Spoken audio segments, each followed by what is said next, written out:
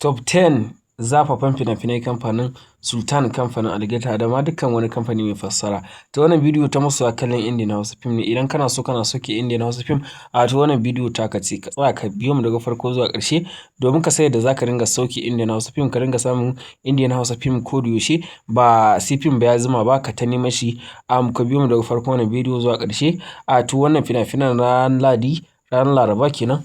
Duk mai buƙatar so ya ɗau wannan lambar waya da ke kan screen ɗinka kamar haka. Ka yi magana a WhatsApp, kana buƙata kina buƙata. A ko ina kake, a duk inda kake, ka ɗau wannan lambar waya ka yi magana a WhatsApp. Da ma dukkan wasu fim da kake da buƙata za ka iya ɗauka ka yi magana a WhatsApp Telegram. Muna da tsarin da in muka saka ka za ka ringa samun fina-finai kullum ko da yaushe.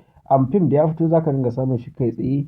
To idan kana da buƙatar wannan tsari sai ka ɗau wannan lambar waya da ke kan screen ɗinka ka yi mana magana a WhatsApp Telegram.